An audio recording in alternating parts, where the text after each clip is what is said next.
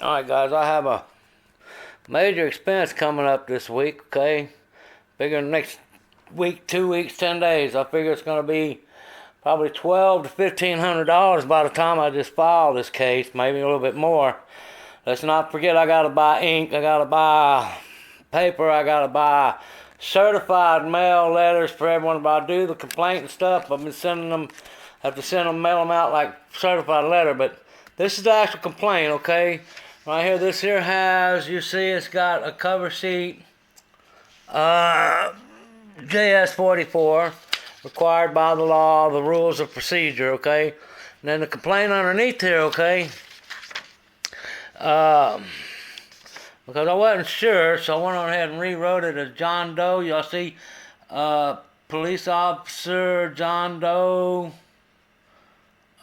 It's either Hernandez badge number, blah, blah, blah, or Gonzalez G badge number, blah, blah, blah. Okay, and then you come in here to item 24, because that was John Doe number 1. And there's actually 2 John Does in here. Come in here to item number 24. It's a 17-page complaint right here, okay? Okay, so come over here to item 24. I believe it's on item 24. Let's look and see if that's the one. Yeah, okay. John Doe number 1 and Assistant Officer John Doe number 2. I have it here, Gonzalez, possibly Gonzalez G or Sergeant Hernandez. It's one of those 2. Okay, same way on the front page. It's either Hernandez or Gonzalez, okay? And then I got a subpoena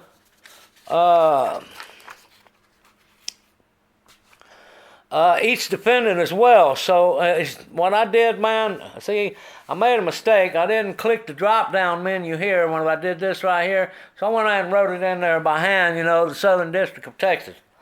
Listen, I'm pro se. I could redo this work, but it took me 2 hours just to make these subpoenas, okay? Because I got one for each defendant, and I got one for UTMB Police Department Chief of Police and the Department of Legal Affairs. You see, there's the service on the back of this actual subpoena, and each subpoena has to be accompanied with one of these, okay? So I got a total of what? I got a total of 6 subpoenas that are going to cost me like $50 to $60 to $70 a piece. There's another $400 or $500 right there to have this service of these, okay? So right off the bat, just in those 2 things, we're looking at $1,200. Let's not forget the ink and paper and all the time put into this. But just by the time I filed the lawsuit and I served this, okay, then I got an amended complaint I got to do. That's got to be sent to all defendants. Certified mail. That is, there it is again, another, you know, $80, $70 every time I do that, plus ink and paper. So I'm looking probably at least probably $2,500 to $3,000 in expenses doing it pro se. Okay, that's just filing expenses and fees like that. That's doing it pro se, court costs. Okay. But at any rate, I feel like I don't have no other choice but to do so, because these cops here, they've been getting away with this crap just way too long. Way too long.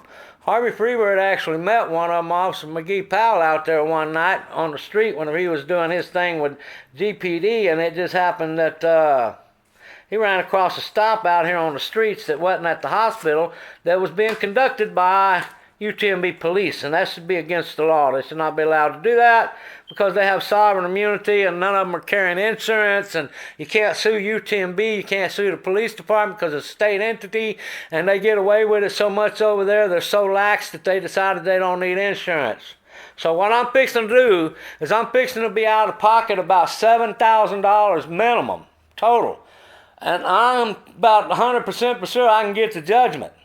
But I think they're most likely going to uphold the qualified immunity for Zermino. But for McGee Powell, 100% for sure hers is gone.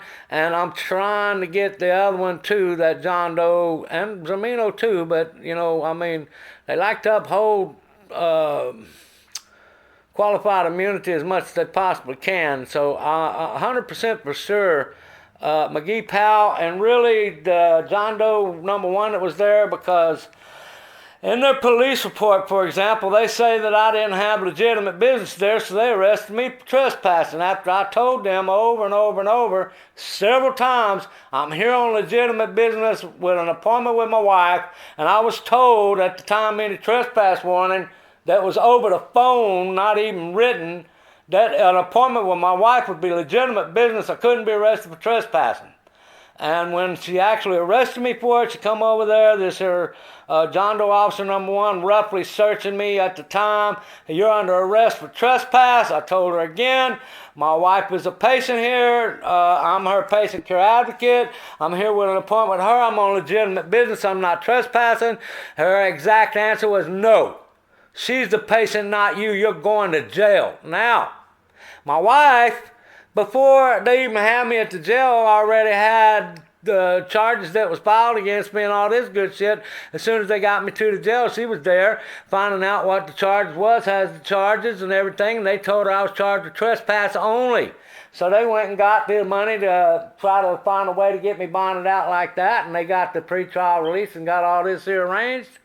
And by the time I was getting pretrial release arranged and all they needed was $75, all of a sudden I was charged with disorderly conduct too, because it took several hours to get the complaint. They unlawfully solicited a complaint for disorderly conduct after the fact. Now guys, not only did they solicit a complaint saying that a clerk who is a state employee for UTMB, who is a governmental employee as now, wanted to say that she was offended by the way that I redressed the police. Well, again, out of the watchdog should be enough to tell them that if you tell the police, fuck you, you're a bad cop, fuck the bad police, fuck you, and fuck you again, that just because somebody gets offended to it, that is not a reason to arrest them. Their feelings is not the law, okay? At any rate, I'm probably going to be out $7,000 out of pocket by the time it's over with no way to collect, because all I can do is put a judgment on a piece of shit cop that probably has nothing, that has zero responsibility about themselves, no real property, probably living in an apartment somewhere, okay? But that's all right. I'll have the judgment on that piece of crap, okay? But at any rate, there's the subpoenas, guys, and you got to have the subpoena here. You got to have the service on it, and you got to have all these rules attached with each subpoena. Okay, so I got every subpoena printed and written, but I could redo this and make it look a little bit more professional, but like I say, I'm pro se. I'm not a lawyer. I'm not a lawyer, man. I've been reading books left and right. I've been working my ass off since I was unlawfully arrested. Because you got one or two ways you can fight. This is one. Okay, I'm going to try to be made whole. If I don't get my judgment again, I'll be goddamn. I ain't never letting one of them arrest me again. That I ain't done nothing. Better leave me the hell alone. Huh? But at any rate, with this, guys, there's this here, what it's going to be. And I want y'all to notice that I have not, in no way, form, or fashion, e-begged or ask anybody for nothing. Okay? With that, guys, I'm out.